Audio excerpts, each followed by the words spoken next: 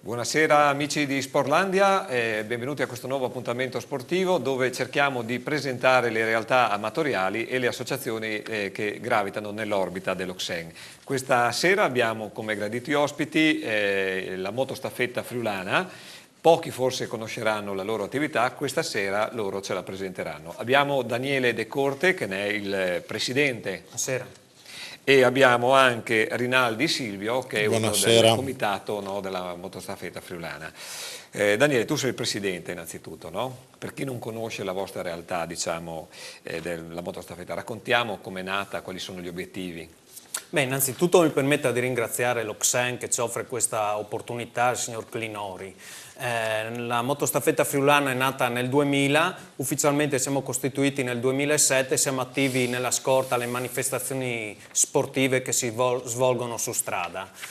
Ultimamente, negli ultimi anni, è intervenuto una modifica normativa al codice della strada e quindi noi siamo abilitati, quando c'è l'autorizzazione prefettizia di sospensione del traffico, ad intimare l'ALT durante le manifestazioni sportive. Quindi sono quei pazzi che quando incrociamo il traffico fermano le macchine avendone i permessi. Silvio, da qualche anno organizzate anche dei meeting, no? Relativamente proprio alle staffette. Quali sono gli argomenti che sviscerate in queste sedi e di cosa parlate sostanzialmente? Diciamo che lo scopo primario dell'organizzazione dei meeting è incentrato sulla sicurezza e proporre diciamo, all'utente della strada in generale, motociclisti, ciclisti in particolare, tutte quelle attenzioni che possono incrementare il livello di sicurezza. Negli ultimi anni siamo riusciti ad ottenere un riconoscimento eccezionale che è arrivato direttamente dalla Presidenza della Repubblica. Quest'anno per il secondo anno consecutivo siamo stati insigniti della medaglia del Presidente della Repubblica. L'anno scorso, in occasione del primo rilascio di questa onorificenza, l'abbiamo consegnata in segno di riconoscimento per la sensibilità dimostrata all'assessore Riccardi che, occupandosi di viabilità, ha dimostrato una non comune sensibilità nell'affrontare i nostri problemi di sicurezza della strada. Daniele, voi siete abilitati anche al servizio di scorta tecnica, correggimi se sbaglio il termine. Perfetto. Che figura è questa in ambito stradale e che caratteristiche diciamo ha?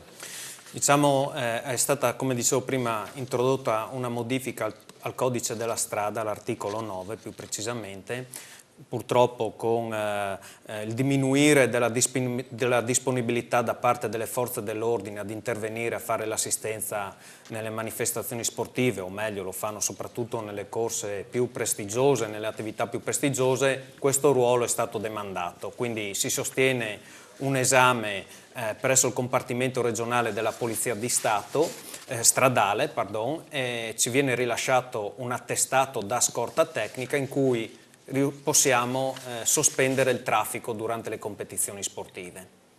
Silvio, da marzo 2011, se non ricordo male la data, voi siete anche iscritti al registro della protezione civile.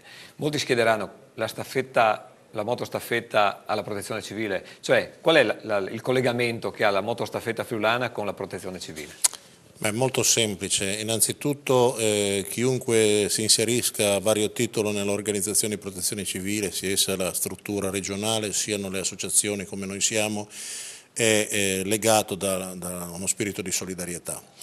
Cosa c'entra la protezione civile e la solidarietà con la motostaffetta? È molto semplice, noi mettiamo a disposizione la nostra persona e i nostri mezzi non solo per la scorta delle gare ciclistiche, ma anche nell'eventualità purtroppo ricorrente che ci sia la necessità in caso di calamità naturali di attraversare punti dove le macchine, i mezzi a quattro ruote non possono passare, quando la situazione meteo impedisca il volo degli elicotteri, noi siamo in grado comunque di arrivare dove c'è necessità, per trasportare medici, per trasportare tecnici della protezione civile per fare sopralluoghi, non ultimo l'eventuale trasporto di organi e plasma urgente in caso di blocchi stradali dovuti a grossi incidenti che si ripetono ogni anno e eventualmente la scorta di autocolonne di soccorso. Daniele, voi avete seguito tantissimi avvenimenti in questi anni, no? Qual è quello che vi ha colpito di più o quello che, tra virgolette, vi rende più fieri, insomma?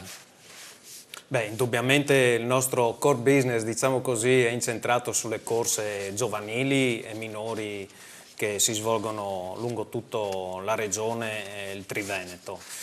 Indubbiamente riuscire a partecipare ad alcune tappe del Giro d'Italia e più precisamente quelle con l'arrivo sul Monte Zoncolan, è stato un coronamento del nostro sogno a cui non avremmo mai immaginato di poter arrivare.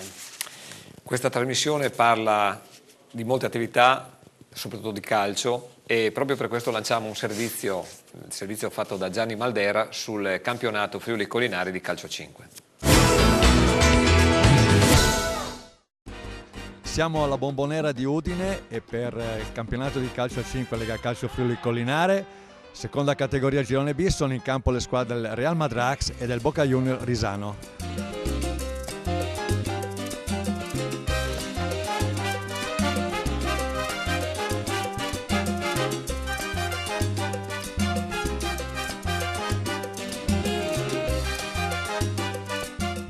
Risultato finale. Chiediamo a Stefano Barile, protagonista in campo, ancora sudato, lo vediamo qui in parte a me. Mamma mia, mi sembra 6-3 o 6-4, ho perso il conteggio. Dovrebbe essere 7-4. 7, vedi era meglio 6. Va bene, è andata male, siamo svegliati alla fine, pazienza, dobbiamo essere più concentrati. Sì, vi va dato merito che nonostante il passivo pesante dopo il primo tempo avete sempre mantenuto la calma, vi siete ritrovati e avete combattuto fino all'ultimo secondo. Sì, infatti dobbiamo proprio crescere in quello, mantenere la concentrazione, non sbagliare, non concedere niente, specialmente quando ripartono. Ci proveremo. Cosa sarebbe necessario per ritrovare il sorriso che avete provato per l'unica volta in questo campionato, mi sembra la quinta di andata? Emoji.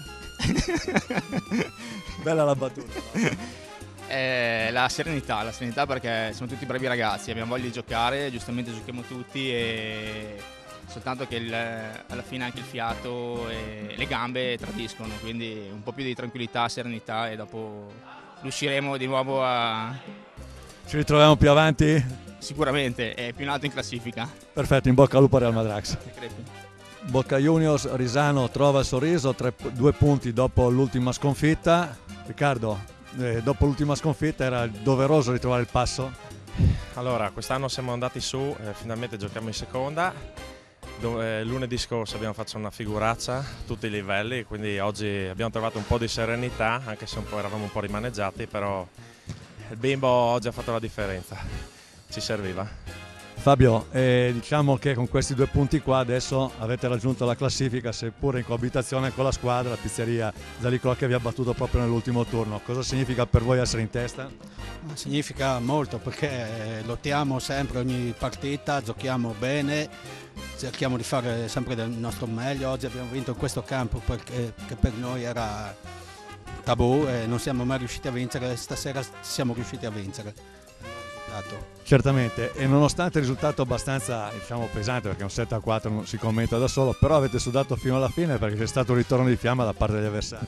Sì, loro sono stati bravi perché sinceramente dopo a fine del primo tempo pensavamo fosse un po' più semplice, invece ce l'hanno fatta sudare, ma ogni domenica, sì, ogni lunedì per noi è sempre dura, sempre dura anche perché giochiamo sempre tutti, per noi è importante anche questo.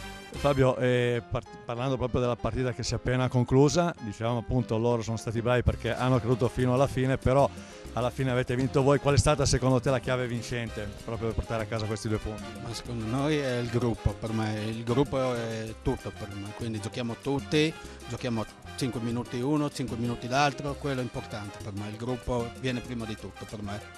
Quindi sottolinei la rotazione da parte di tutti i giocatori? Quello sì, perché siamo in tanti, siamo bravi a giocare 5 minuti uno, 5 minuti l'altro come ti dicevo e non protestiamo mai, quindi chi gioca è contento di giocare e basta. Rieccoci in studio. Silvio, avete delle moto particolari? Voi sono attrezzate con delle apparecchiature particolari o no?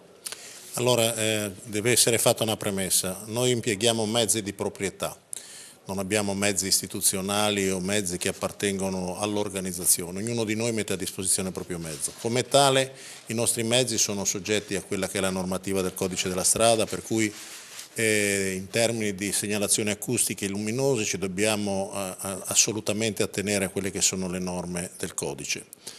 Per quanto riguarda gli strumenti indispensabili, preziosi, che invece noi usiamo e di cui siamo dotati, tutte le moto sono dotate, sono le radio per la trasmissione, in modo tale da poter avere un costante e continuo collegamento tra di noi e nel caso delle gare ciclistiche con la direzione corsa, nel caso invece di emergenze con il responsabile delle operazioni di soccorso.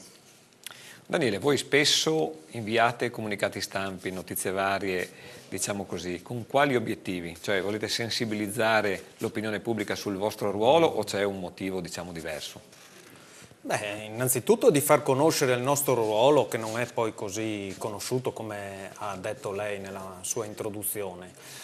Secondariamente siamo sempre alla ricerca di qualcuno che voglia entrare a far parte del nostro gruppo, perché indubbiamente è un'attività particolare, non è la classica gita in moto in cui uno dà libero sfogo al proprio spirito, ma anche qui c'è un impegno volontaristico. In più, come giustamente diceva il collega Silvio, oltre al tempo mettiamo anche i nostri mezzi, come tutti gli sport motoristici è anche costoso sia attrezzare le moto sia manutenerle, e quindi mi permetta di ringraziare in questo il sostegno che ci è stato dato dall'assessore De Anna, dall'assessore Molinaro e dal consigliere Menis per la nostra attività.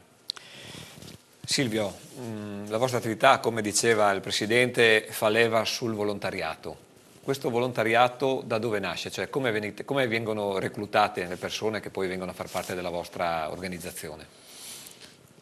Diciamo che dalla nostra divisa, chiamiamola uniforme, facciamo spot quando ci muoviamo per le strade, quindi già c'è una curiosità nel vederci, e quindi molti si accostano a noi per chiederci cosa facciamo, vedono sulla nostra casacca da dietro il logo della Protezione Civile, e poi c'è la consueta catena di Sant'Antonio a questo punto, dove chi è interessato, chi, ripeto, sente questo stimolo alla solidarietà, si avvicina e ci chiede come si può fare ad entrare nell'organizzazione.